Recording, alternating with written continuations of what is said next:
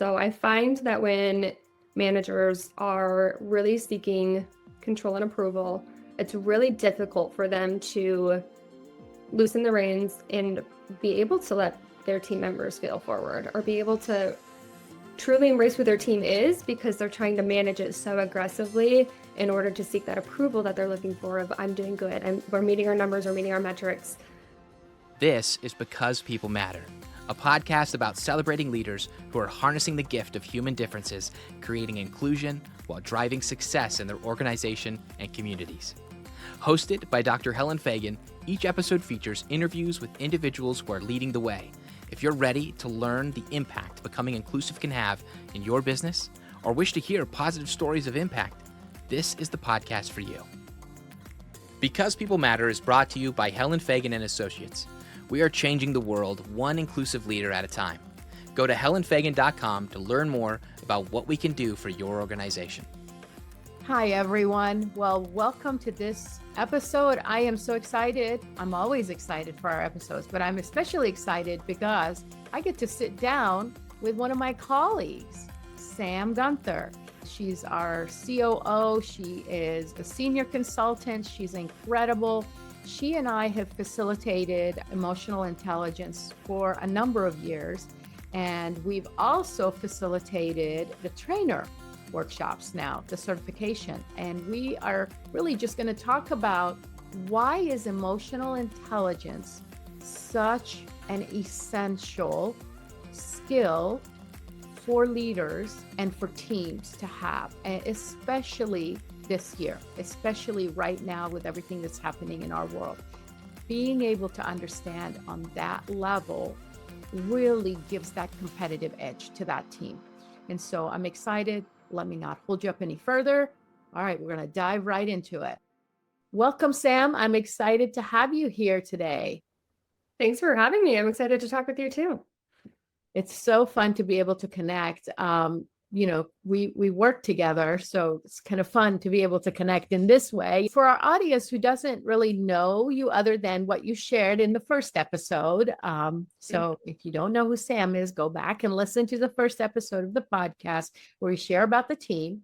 I want you to take us back and tell us how you got to know about the emotional intelligence and what you've learned about it and what interested you in it. Yeah, great question.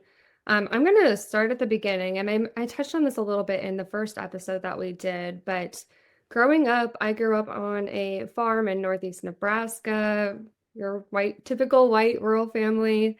And growing up, I always found that I had these leadership skills and abilities that kind of came naturally to me, but I was willing to use them in a lot of different settings. And I really had a passion for being able to lead teams effectively from a young age, whether it was just family and friends or at school. Leadership was something that I really enjoyed doing. And so when I went to college at the University of Nebraska, Lincoln, I pursued both my bachelor's and master's degrees in leadership education. And I found that program really hit home for me. It was the opportunity for me to learn about how to develop human potential, really figure out how to best lead teams, how to set them up for success, and what was required as a leader in order to get to the goals that they wanted to accomplish. And a key piece of that I learned about was emotional intelligence. And I fell in love with the topic, being trained in it and trained to be a facilitator of the content. I found how powerful it was. Emotional intelligence is something that I believe all leaders need, and in order to truly move the needle with their team members as individuals and to grow them as leaders.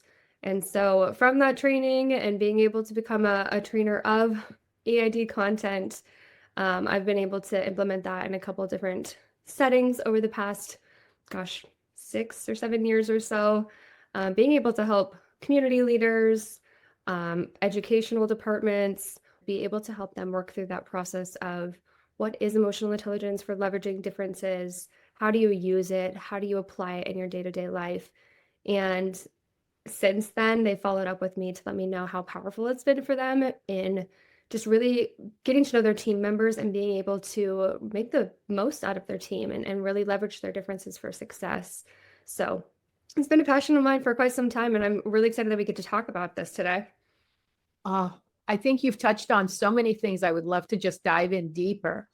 But one of the things you said was just seeing how managers can use this with their teams.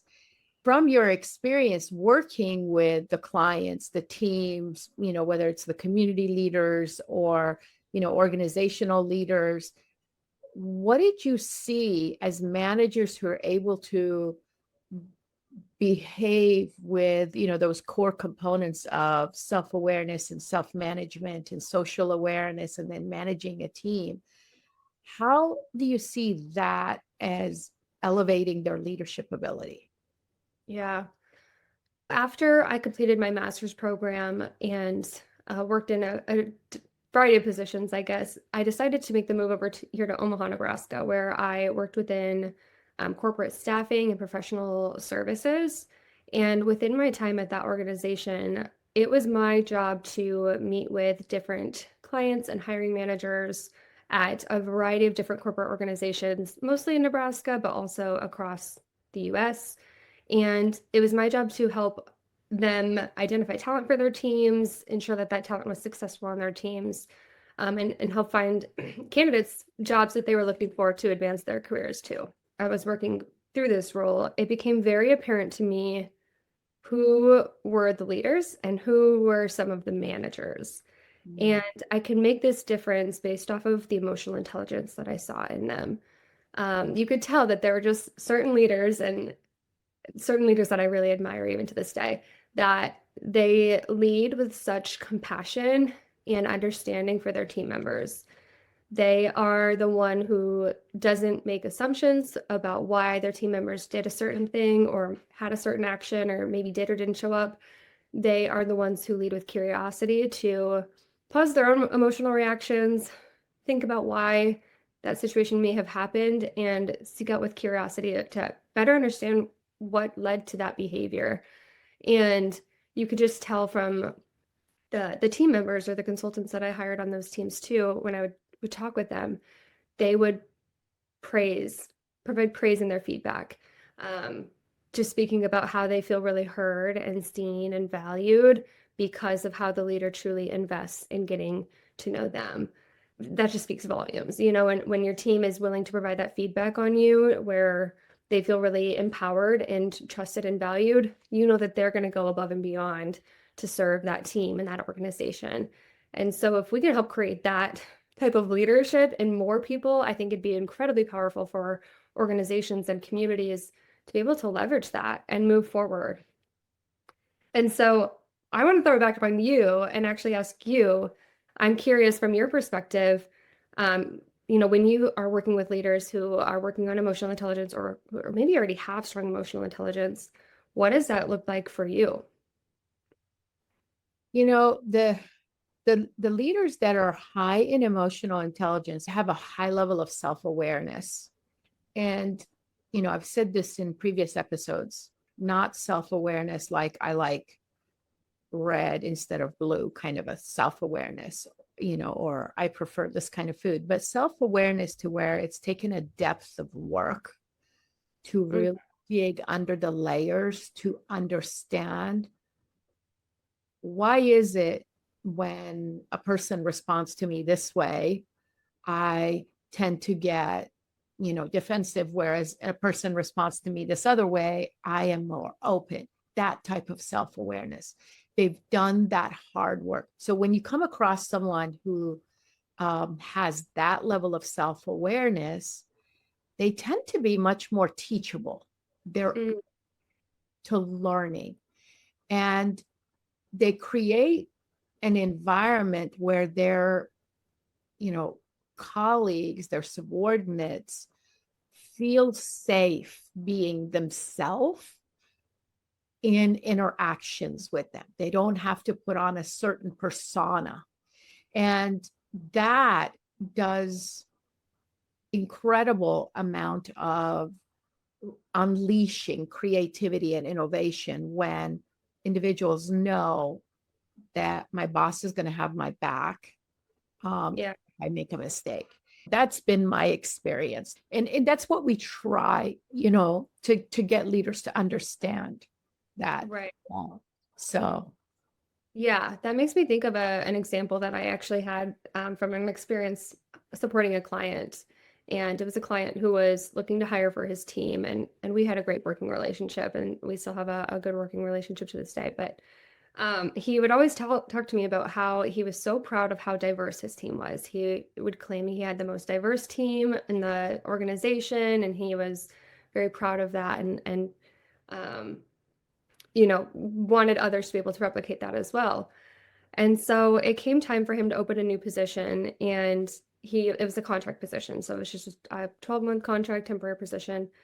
And he started talking to me about what he was looking for in the candidate. And he started describing things like, I want them to be experienced, but not too senior and too experienced. And I want them to have experience doing contracts, but they can't be too job hoppy. And so if the contracts are too short, then it's also a no for me.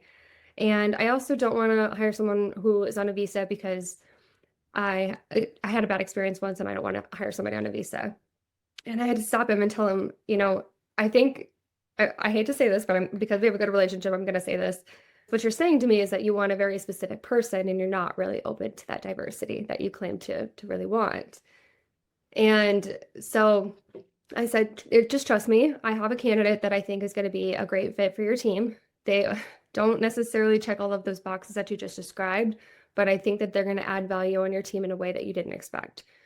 And so he ended up seeing it through and working with me, interviewed that candidate, and afterwards told me, thank you for challenging me on that. I realized that I need to be more open to learning and have this willingness to see out these differences, because if I wouldn't have got this amazing candidate who has been so beneficial to our team that now I thought I was going to have to hire another person, but he's actually been able to jump in and fill in both of those roles because he's really excited and passionate about it. And we've been able to dig into his strengths and what he can add to the team. And so I think you're so right that willingness to be open to learn and open to be receptive is so important in order to truly maximize the potential of our team members. absolutely. And I love that example because what you're describing is someone who's willing to be challenged. Mm-hmm. And again, that's one of those things that we see in the work that we've done in, understanding what do inclusive leaders do different. And it's interesting when you said he was really excited that he had a diverse team. I Mm-hmm. once worked with a client who said, I have the most diverse group of anyone, but they still don't seem to be getting along. And I said, what you have is diversity, but you need inclusion. And inclusion doesn't just happen. That is something that you have to intentionally work on creating, because the greater the differences between us, the more likely it is without emotional intelligence for us to misunderstand one another, miscommunicate with each other, and, fall through the cracks of meeting each other's expectations. So Mm-hmm. I was Exactly. I was reading in a book today, and it was a quote by Edward T. Hall, and he basically Edward T. Hall, who's known as the father of intercultural communication. In his book, The Silent Language, he talked about people want to learn about culture in a foreign land, but the most misunderstood, and I'm kind of messing up the quote, but the most misunderstood culture that we don't know that is right in front of us is our own culture. That's teaching that just because we travel somewhere doesn't mean that we are learning or growing our intercultural competence. That's inside work. That's something that you have to do yourself to really invest into that process and reflect on who you are and what culture has shaped you, because you don't just gain that through traveling somewhere or talking to somebody that is different than you. And another thing that I notice about leaders who are really successful in leading with emotional intelligence is allowing their team to fail or allowing failure to be acceptable in certain cases. Yeah. And what I mean by that is there was a team that I've worked with that one of their shared values was fail forward. And what that meant to them is that they would allow individuals to try new ideas. If you have an idea or an idea for innovation, give it a try. And it's okay to fail, but at least we're trying and learning along the way. And I think that openness to allow ideas and allow creativity is so beneficial for us learning and growing as leaders and for those managers to really let their teams flourish. And so, have you seen any examples like that? Absolutely. Actually, the one that comes to mind is something that I studied during my graduate years ago. I was working on my master's degree and we were studying about different organizations. And it was about how you have to transform yourself to be able to kind of remain alive. And, I studied about 3M. They started out as 3M was the name of the company back in the early 1900s was Minnesota Mining and Minerals. So the letters 3M, right? So that was the name of the organization when they started out. And then in the 1960s, and most people know sticky pads when they think of 3M, unless you work in healthcare, then, it's a big name in healthcare and there's a whole bunch of other stuff. But anyways, the case study that we read about was, there was this scientist who worked at 3M and they were doing research in Minneapolis or Minnesota. And he was looking to make this like really strong adhesive and accidentally made a really like light adhesive. And he was just so frustrated. Then it just sat there, didn't go anywhere, kind of this discovery. And then, a decade later, another scientist in, the lab, whatever, he was also a choir director. And he always had these pieces of paper on, his note as notes. And he was like, I wish I could find a way to just make this stick without sticking tape on it or whatever. So then basically, here's this thing that was born. It was kind of they created the sticky note basically. And then, 3M realized, hey, this is something that others could use. And so they kind of launched this marketing campaign in the 80s. And really, they rebranded themselves and they became known as, the sticky note company.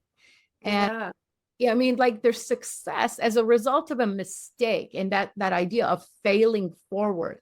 Right. But that doesn't happen in a space where people don't feel safe. Right. If I thought, oh my gosh, I'm going to lose my job if I make this mistake or I'm reprimanded for making a mistake. But failing forward, I love that concept, Sam, because failing forward is really the idea that we can learn the mistakes we make and it can make us better. Right. That takes a lot of courage for a leader to reside in that space with their employees. Right. Because they want to look good.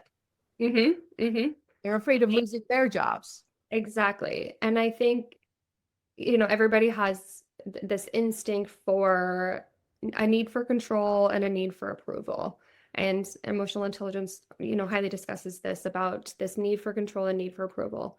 And so I find that when managers are really seeking control and approval, it's really difficult for them to loosen the reins and be able to let their team members fail forward or be able to truly embrace who their team is because they're trying to manage it so aggressively in order to seek that approval that they're looking for of I'm doing good, we're meeting our numbers, we're meeting our metrics.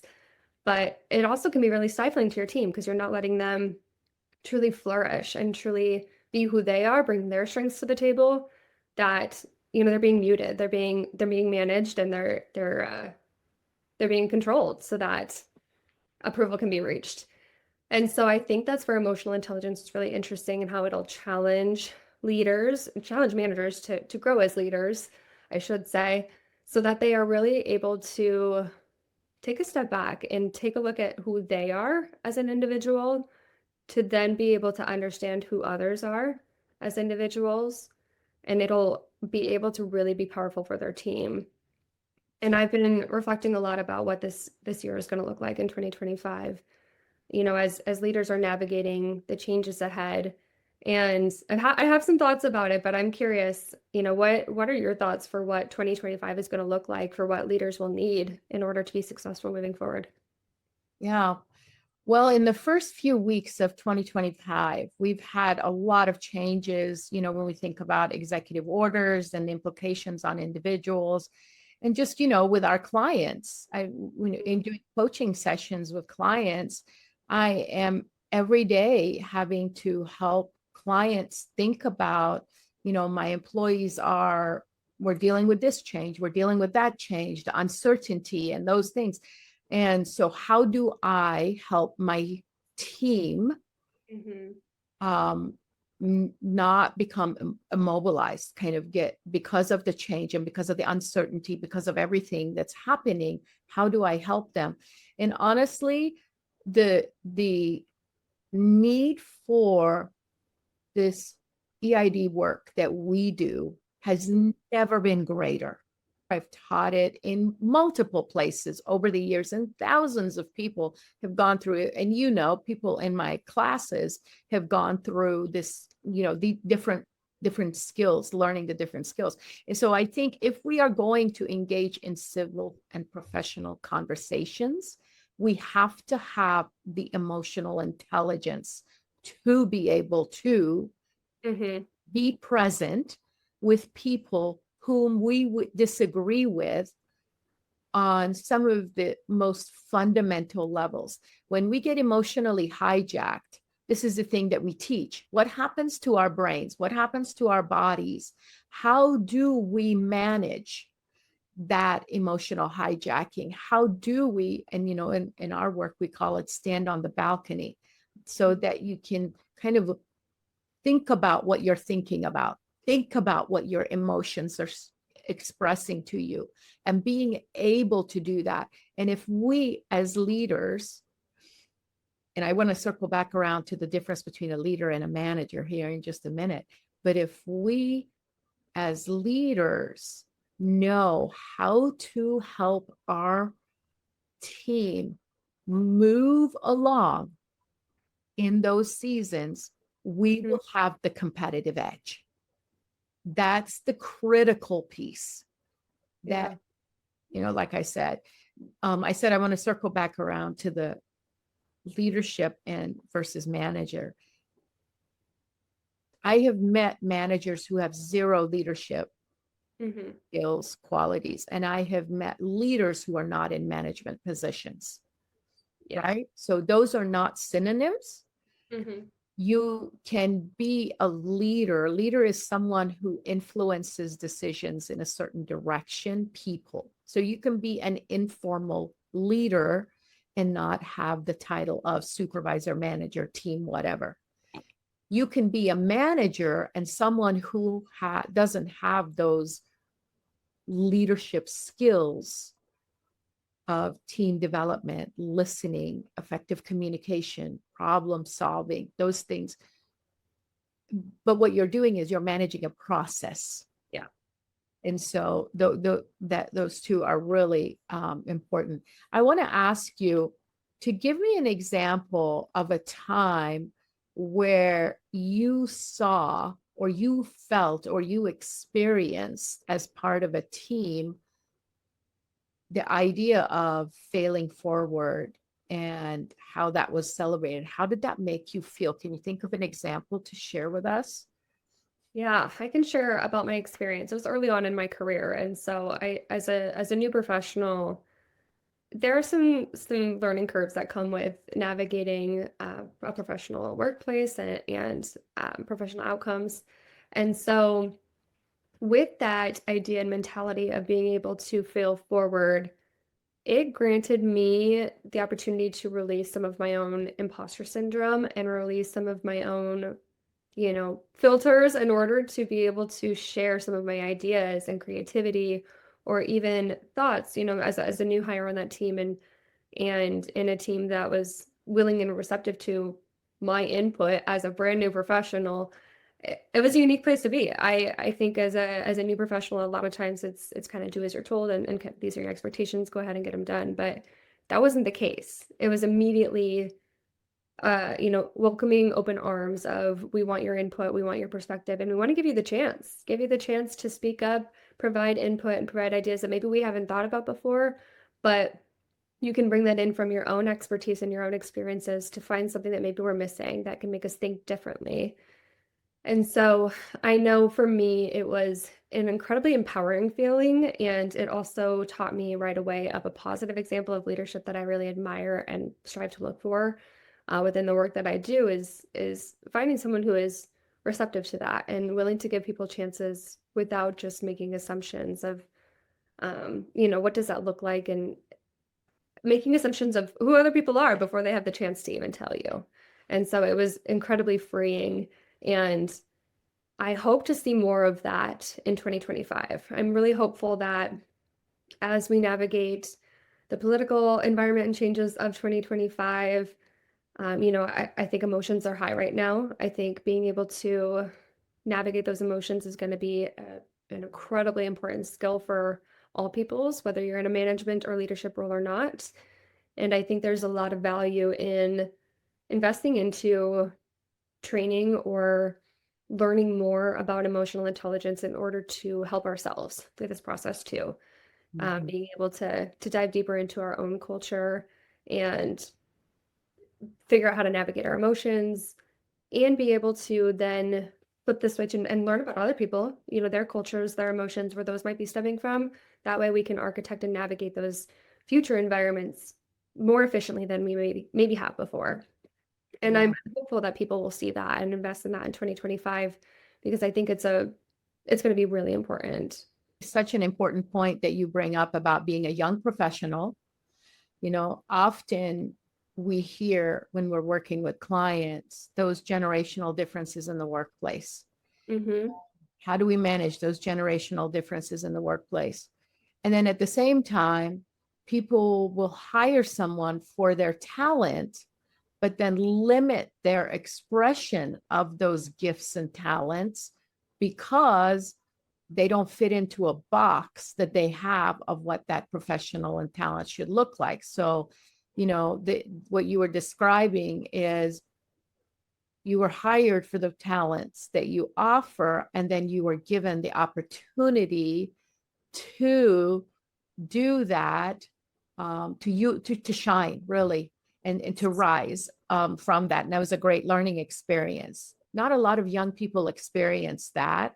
And on the reverse side of it is when someone who's my age is seen as, oh gosh, you don't have anything else to offer, you're almost retiring, that kind of thing. And so I think a lot of times it's that, that when you were talking earlier, that we teach in emotional intelligence the need for control and approval, right? So the young person wants to have control over what they want to accomplish and how they want to shine and grow. And the old person, wants to be still approved upon or accepted. And both of those obviously apply to both young and, all of the generations, but they expressed. And so when we lack the emotional intelligence to understand that about ourselves and kind of see how does that look like for me, and then to manage it, that within ourselves, to say, hey, wait a minute, don't think like that. I mean, you were young once, you made mistakes, but look how you learned and you grew. Why don't you do that for this young person? That kind of thing. Yes. And that has me thinking on something that I've been thinking about recently too, is that we as individuals, we know that I know about myself, I am a dynamic and complex human being, and I am allowed to change my mind, and I'm allowed to learn as I grow, and I'm allowed to make different decisions in the future than what I would do a couple of years ago. And yet there are still individuals who, even though they know that about themselves, struggle to extend that grace to others. They're very quick to assume that you don't get to change your mind. This is what you said last time, so this is what you should be doing. And this is, even if you learn new information, which I'm not privy to knowing because you're on your own journey and I'm on my own journey, these assumptions come up so quickly. And so I think there's a lot of room for growth when learning about emotional intelligence and learning about ourselves, that we extend that grace to ourselves. So let's go ahead and extend that grace to others too, because we are all learning and we are all growing in this journey of life. And Yeah. nobody is perfect at the end of the day. Yeah. Well, it's so fun that we get to do this work together. We're especially excited where we are about to bring this to people who want to learn how to do it. Right. So, not only have we done the train the trainer with others, but now being able to bring that into our own community here and offer it. So, tell us a little bit about the upcoming Train the Trainer. I'm just so excited about that.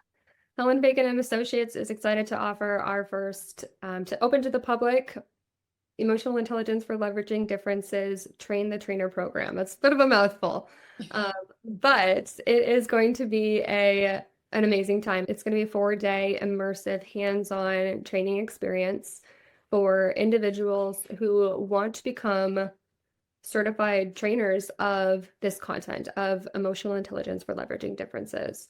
And so it's open to the public to sign up so that you can impact your team, your organization, or just grow yourself as a professional and be able to really dive into the content of emotional intelligence for differences, and also learn, tips and tricks and how to be a facilitator of this content. We're going to talk about how to create psychological safety and how to implement this on your teams in moving forward. Individuals will walk away with that knowledge, as well as a lot of resources and activities to use this content and how to bring it back to their teams. And so we would be so honored if you would be interested in participating. We do have information up on our social medias that you can read more about it, and we'd be happy to send you more information about it too. You can contact me at sam@helenfagan.com for more information, and I can send you information to register. It'll be in person in Lincoln, Nebraska for all 4 days, and it'll be from March 17th through the 20th at one of our favorite locations in Lincoln. Yeah, the location is what has me almost just as excited as the content. I mean, beautiful Nebraska Innovation Campus and the gorgeous Scarlet Hotel. The Barred Owl space up there is magnificent. Like, you're overlooking downtown Lincoln and the stadium and all that. I'm just as excited about the space as I am excited. I will say too, sorry to interrupt you. I will say too, the Scarlet Hotel is also offering discounted rooms if you will be traveling in, which is a huge perk for us and for you, that if you're traveling in and want to take advantage of staying there locally too, you can get a discounted rate at that hotel. It is a gorgeous space. And yeah, the price they're offering for attendees of this certification training is great. Well, thank you, Sam. I am so excited that we get to bring this to our audience, and thank you to our audience for being here. Absolutely. Thank you for having me for this conversation. Any conversation with you is a joy, but when we get to talk about emotional intelligence, it's even better. So thank you for having me. I've really enjoyed it as well. This has been Because People Matter, a podcast about celebrating leaders who are harnessing the gift of human differences, creating inclusion while driving success in their organization and communities. You can find links to any resources mentioned in today's show notes. If you enjoyed this episode, be sure to subscribe and leave us a 5-star review. Thank you for listening. Because People Matter is brought to you by Helen Fagan and Associates. We are changing the world one inclusive leader at a time. Go to helenfagan.com to learn more about what we can do for your organization.